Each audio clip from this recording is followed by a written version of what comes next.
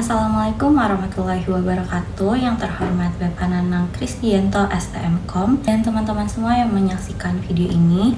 Perkenalkan, saya Nida Alezain dengan NIM 444122014 dan teman saya Ayunida Afifah dengan NIM 44412200007 akan mempresentasikan hasil tugas kami yang berjudul Analisis SWOT dan BMC pada Veggie Noodle Gluten Free ladang 5. Pertama-tama saya akan menjelaskan mengenai produk Veggie Noodle Gluten Free ini. Jadi, Veggie Noodle Gluten Free dari ladang 5 merupakan produk mie sayur yang menawarkan alternatif sehat bagi konsumen, terutama untuk konsumen yang mencari pilihan bebas gluten.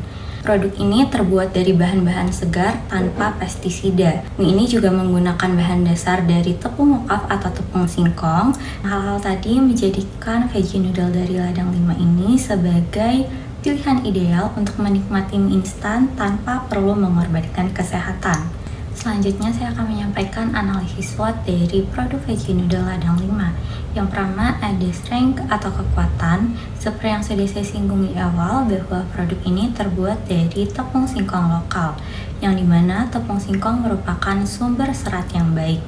Lalu produk ini juga tidak memiliki kolesterol dan lemak trans serta bebas pengawet dan MSG. Veggie Noodle juga kaya akan zat besi dan vitamin E, juga membantu mendukung kesehatan kulit dan pembentukan sel darah merah. Kekuatan selanjutnya yaitu produk Veggie Noodle Gluten Free dari ladang 5 telah diekspor ke beberapa negara dan sudah tersedia dengan beberapa variasi rasa. Yang kedua, weakness atau kelemahan. Jadi kelemahan dari produk ini yaitu masih rendahnya kesadaran publik terhadap produk Veggie Noodle Gluten Free dari ladang 5. 3. Ada opportunities atau peluang, yang dimana peluang dari produk ini yaitu tren makanan sehat dan gluten free semakin populer. Terus potensi pasar produk makanan sehat juga cukup besar, dan adanya program pendampingan UKM dari pemerintah dan korporasi.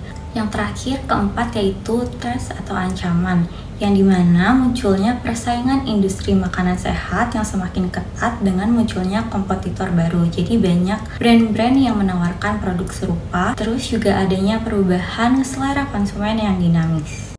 Baik, selanjutnya itu di bisnis model Canvas dari Miladang 5. Ada elemen yang pertama itu key partners, yaitu petani lokal, supermarket, toko retail, e-commerce, distributor, dan komunitas kesehatan dan juga influencer. Elemen yang kedua itu ada key activities.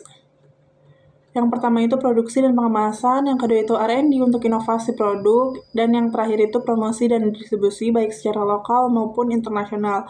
Elemen yang ketiga itu ada value propositions.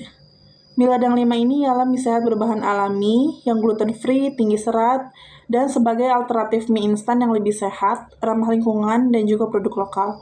Untuk elemen yang keempat itu ada customer relationship. Yang pertama itu edukasi konsumen melalui media sosial ataupun blog. Yang kedua itu program loyalitas atau diskon.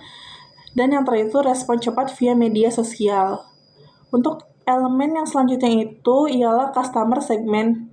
Yang pertama itu konsumen peduli kesehatan, yang kedua itu penderita gluten intolerance atau diabetes, yang keempat itu ada komunitas vegan, dan yang terakhir itu konsumen diet rendah kalori atau karbohidrat. Untuk elemen yang selanjutnya itu ada key resources. Yang pertama itu ada bahan baku, yang terdiri dari singkong lokal yang berkualitas, yang kedua itu SDM, seperti tim R&D dan juga tim pemasaran, dan yang terakhir itu adalah fasilitas pabrik produksi yang ramah lingkungan.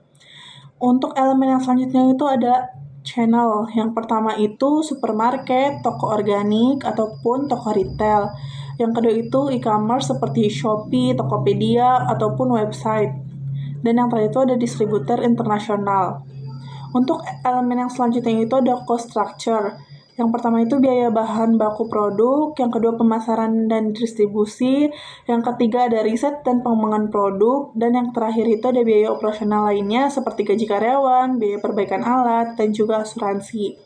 Dan elemen yang terakhir itu ada revenue stream. Yang pertama itu ada penjualan produk, baik melalui offline ataupun online, yang kedua itu paket bundling dan juga ekspor, dan yang terakhir itu produk turunan seperti bumbu dan tepung singkong.